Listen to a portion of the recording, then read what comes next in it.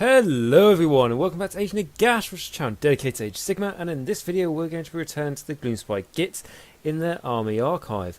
And what we're going to be looking at in this video is going to be their endless spells. So, unlike quite a lot of the armies that do have endless spells, the Gloomspite Gitz actually have 4 instead of 3, because most armies sort of get 3, however the Gloomspites are getting one extra one, which is nice to see. Which is sort of represents all the different type of, factions and stuff that are within the Gloomspite, so that's all good. So the first one of these that we are going to look at is going to be the Malevolent Moon, which is going to cost you 50 points and is quite simply just an endless spell. So looking at its description, it says Malevolent Moon is a single model.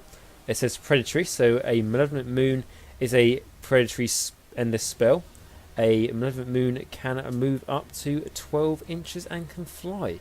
And then we go into magic, so basically telling you how you summon this thing. So, summon a Malevolent Moon, has a casting value of 6. Only Gloomspite Gitz wizards can attempt to cast this spell.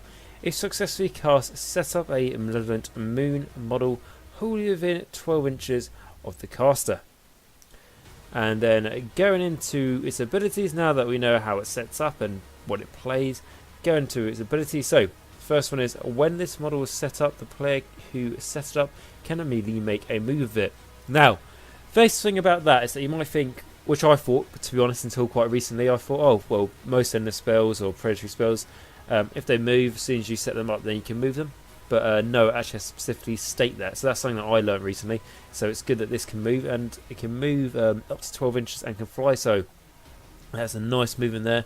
Has to be set up wholly within 12 inches of the caster, so you look like that, it can move like 24 inches away from the caster when you set it up, which is large. It puts it on your enemy's deployment line on turn 1 if you want to.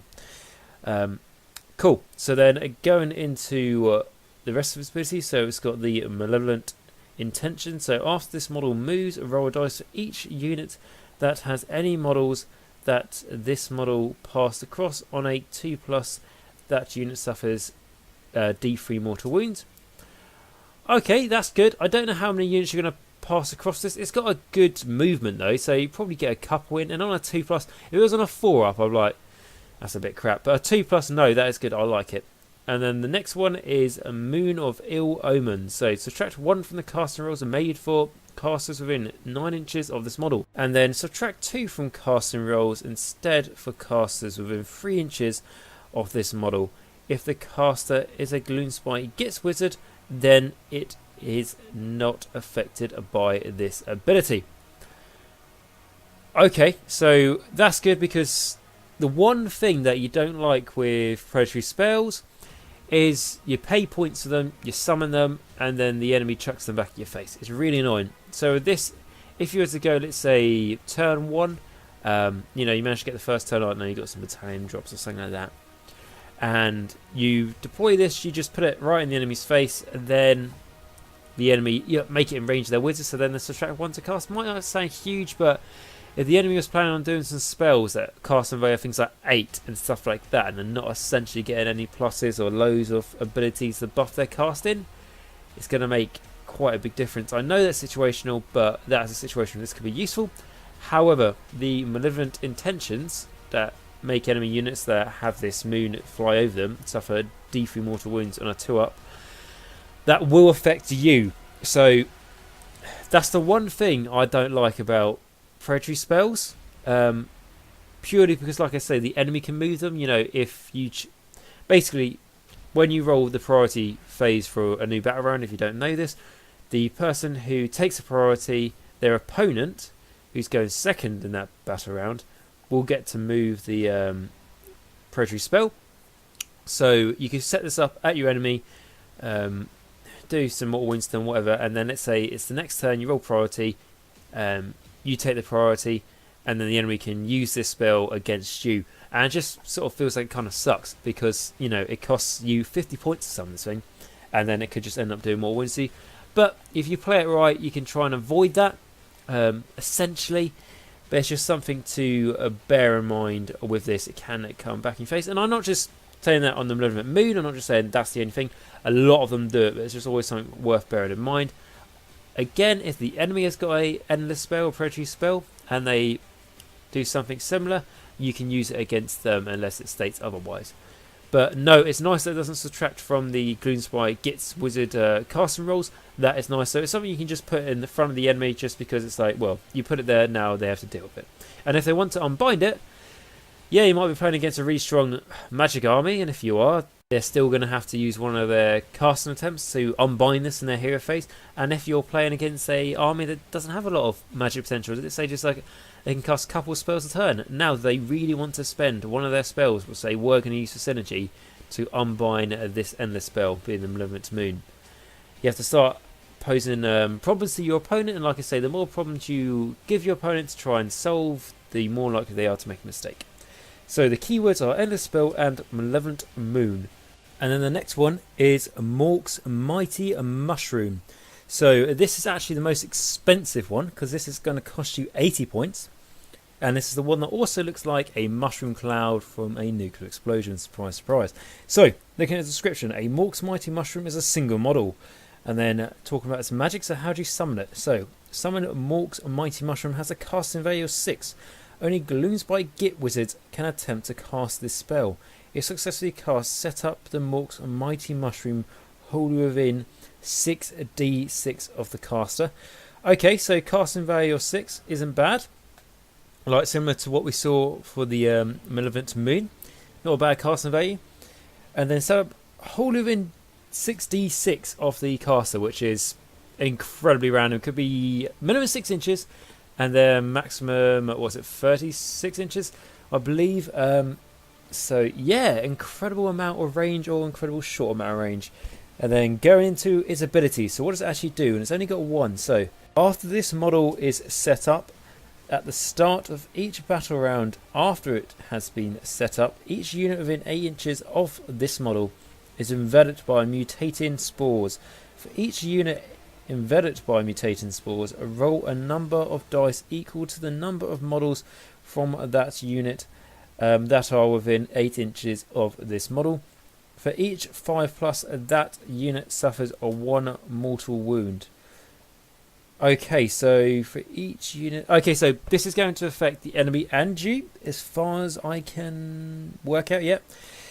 So essentially what this is, it's a board denial space. So you'll set this up, I don't know, in the middle of the board or an objective, something like that, and it's going to not prevent, but it's going to make the enemy not want to go near it, essentially. Yeah, it's basically, you know, just giving off radiation of these spores. So it's good for board control. That is its one trick. It's not a predatory spell, so it can't move around and stuff. It just goes wherever it is. So what I would say is, if you're setting this up, I mean, it sounds fantastic. You know, you set it up, you know, turn 1 right in front of the enemy. It's going to cause them a whole bunch of problems, all those sorts of things. However, if you get really bad and you roll, you know, like just 1s and 2s for your range and how far it can be wholly within the caster, then you're going to be a little bit stuck, I think. So for me, it sounds like it would make sense to do it on battle round 2 or something, when you're a bit closer to the enemy or a bit closer to the middle of the board. So you don't really...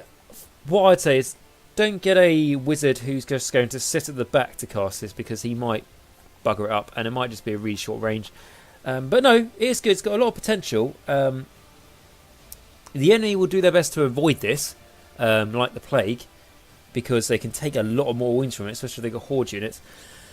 So if they are planning to avoid it, which they will do, they can neuter this quite easily by just staying out of 8 inches of it, because you roll dice for each model that's within that range for the unit. And yeah, but then again, if you put this, like I say, on an objective, you're forcing the enemy's going to have to go near it, especially if it is a battle plan where one of the objectives is worth more points than the rest. You put this on that objective, and then the enemy's going to have to make some interesting decisions. Again, an actual way for you to have a wizard at the back cast this spell and not really matter what you roll for could be something like Border War, that makes your objective the most valuable one to your opponent. So if you put this on your objective, you might take more wounds if you still go near your objective, because you probably will. However, you're going to try and prevent the enemy from going near it. So there are ways you can use this. It is, like I say, it's quite expensive. It is the most expensive out of all of them, and quite expensive for an endless spell. particularly as 80 points. I can see uses for this, mainly for board denial, but you're probably going to be better off just using the points for something else, just because 80 points for an endless spell that is random is a bit too risky. And I know the Gloomspite Gitz love risk and reward, but I don't know if it's worth it in this case, if I'm honest. And then going on to keywords, we've got Endless Spell and Mork's Mighty Mushroom. And then moving on to Scrapskuttle's Arachnacauldron. Now, that is going to cost you 50 points, so 30 points cheaper than last one, same price cost as the Malevolent Moon. And let's see what it does. So, it's a description. So, Scrapskuttle Arachnacauldron is a single model. And then magic. So, summon a Scrapskuttle Arachnacauldron. Has a casting value of 5. Only Gloomspite Gitz wizards can attempt to cast this spell. If successfully cast, set up this endless spell model within 1 inch of the caster. Okay, so firstly, it's pretty a low. What casting value? Casting value 5. You're going to get this off more times than you would think. Like I say, there are ways for you to get plus the casting in your army as well for your wizards, so you'll be more likely getting this off. It says, as long as the Scrapskuttle Arachnacauldron is not dispelled, the caster and the Scrapskuttle's Arachnacauldron are treated as being a single model from the caster's army, and uses the caster's war scroll as well as the endless spell rules. The Scrapskuttle Arachnacauldron, I'm going to pronounce it wrong in a moment if I have to keep on repeating that name, must remain within 1 inch of the caster. If the caster is slain, then the Scrapskuttle Arachnacauldron is immediately dispelled and removed from play along with the caster. Okay, so it basically just says, it's a single model. It's a little bit like, the disc you get for the Stormcast. Can't remember what it's called, but that endless spell where basically it's like, a hoverboard for the endless cast, for the Stormcast wizard. That's a little bit what this one's like. Apart from its name's a lot more complicated to say, it's a bit of a tongue twister, as I'm finding out. So, abilities, right. Blessing of the Cauldron. So, as long as the Scrapskuttle Arachnacauldron is not dispelled, add 1 to the caster and binary rolls for the caster. And the caster knows all the spells from the lore of the Moon Clans. Okay, that's pretty big because, obviously, this guy being a caster, being a wizard, a Gloomspite wizard, who can summons this, he automatically gets a 1 spell from the lore of the Moon Clan. However, he can sort of use this. It costs 50 points. However, instead of being able to choose 1 spell from it, he effectively gets all 6. So that is actually quite a big deal and makes him really good, and basically makes his spell abilities like a toolbox. So what he really needs is situation, rather than you when you're building your list thinking, I like that spell, but I might need that one instead. So yeah, that is good. Something to mention though, with the Gloomspite Gitz, your wizards generally are pretty cheap. So you can afford to have quite a few of them in your army, but then again, it doesn't matter how cheap they are because you can only have a maximum of 6 heroes within 2,000 points. So just bear in mind that you're probably going to have a few heroes anyway, especially with the Gobbleballoozers, things like that. There's like shaman models that aren't heroes, but they can cast spells, stuff like that. So, but this is still quite good, especially if you're not going really, really magic heavy or taking loads of wizards. You can sort of make up for a little bit of this. Okay, and then the next one is the Blood Cipher Pact. So, when the Scrapskuttle Arachnacauldron is set up, and at the start of each of the caster's hero phases, after it is set up, you must pick 1 unit within 3 inches of the caster. That unit suffers D3 mortal wounds. Note that this means that if there is no other unit within 3 inches of the caster, then the caster will suffer D3 mortal wounds. Okay, I was going to say that's pretty good. However, that makes it not very good at all, especially of how many wounds your standard wizards have got, which is not a lot. So, yeah, I don't really like that ability, especially how you don't really want to get this guy stuck into the fight too much anyway. Especially you can make like a friendly garrote unit take the mortal wounds, but yeah, not really a massive fan of the Blood Sliver Pact. I prefer the Blessings of the Cauldron. Okay, so essentially what you're taking this for is access to all Moon Clan, all lore of the Moon Clan spells. So instead of this, wizard only taking 1 of them, he can take all 6 of them and use them for when he needs to. I do think that's good. I think the Blood Cipher Pact just makes it a little bit this guy can't afford to be by himself, like to the point where he just can't. Otherwise, he's going to kill himself really easy. So he always has to be within range of a enemy unit, preferably. But if he's in range of an enemy unit within 3 inches, that means in combat with them, which means he's probably going to get killed by the enemy unit. So he has to be within range of a friendly unit to take the D3 mortal wounds. Yeah, unfortunately, because it's not like you can choose to, take D3 more wounds. No, you have to. So yeah, it's a little bit annoyed about that. But his key was to end the spell, Scrapskuttle, arachnacauldron, and I think for 50 points, like I said, with a lot of the stuff in this book, I think it's worth trying out.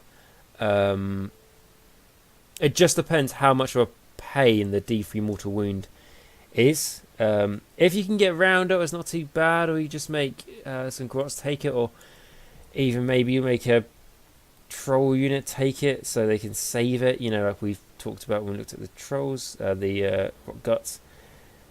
They might be able to save against mortal wounds, that sort of thing. Then yeah, it could be worth it, because the payoff you're getting being able to use those spells are good. And also the other thing is there are ways for you to get mortal wound saves and stuff for the wizard, but he just might kill himself quite easy. That's the only concern I've got for it. But for 80 points, it's not too much. However, for me anyway, looking at it from like theory crafting, because I haven't played with it, the Blood Slipper pack does ruin this quite a bit, I think, to be honest. But like I say, I would try it out, see how it works, but if it doesn't, then spend 50 points somewhere else, because in most army these days, and particularly Gloomspite Gitz, 50 points, it's not like, oh, it's got to spare 50 points lying around. It's like you're wanting that for other things, so it's really got to, so it can't just be, if you're looking to play really competitively, the spell can't just be, oh, it's alright, it does bad things sometimes, it's alright sometimes. That's not going to be good enough, that's not going to make the cut, if you like. It's got to be a lot more practical and getting your points worth, essentially. Okay, so then the next one we're going to look at is the Scuttletide, which is the one with all the spiders running across on that base, which is quite a nice spell. I imagine quite nice, a dry brush or something like that. But anyway, let's talk about it in the game. So the Scuttletide, now it is obviously an endless spell. It's going to cost you 30 points, so by far the cheapest, 20 points cheaper than the last one, as an example. And let's have a look at the description. So a Scuttletide is a single model. Predatory. A Scuttletide is a predatory endless spell. A Scuttletide can move up to 6 inches. So if you want to summon this, it has a casting value of 7. Only Gloomspite Gitz wizards can attempt to cast this spell. Add 1 for the casting rolls for this spell if the caster is a Spider Fang wizard. If successfully cast, set up the Scuttletide model wholly within 6 inches of a terrain feature. Okay, so I like it how it is, how this looks like it's themed for a Spider Fang army, and then you also get a bit of a bonus, don't you? You get +1 to cast in for Spider Fang wizards. That's your web spinner shamans, that will be. Yeah, I think that's quite cool. Casting value of 7, quite hard to cast. Obviously, we'll see what this does. But casting on a 6 for your Spider Fang, yeah, more than reasonable. Right then, now going into its abilities, so Scutt and Hoard. So after setting up or moving this model, you can pick a 1 unit within 1 inch of this model and roll 6 dice for each. 5 up, that unit suffers 1 mortal wound. Okay, so essentially, on the average, 2 mortal wounds you'll be doing to a unit. Now that's the important thing, it's a unit, it's not an enemy unit. So because it's a predatory and a spell, if priority roll, let's say you take it because you win it, or whatever, the opponent gives it to you, and that means that the opponent gets to move the endless spell, they can deal damage to you with your own endless spell. So that's just something always worth to remember, and always makes it like, oh, endless spells really worth, or predatory ones, because you don't really want to take the mortal wounds. But yeah, so just something to bear in mind there. Okay, and it says, in addition, roll 6 dice for each unit that finishes a normal move or charge move within 6 inches of this model. For each roll of a 5, that unit suffers 1 mortal wound. So again, this is going to affect your units and the enemy units.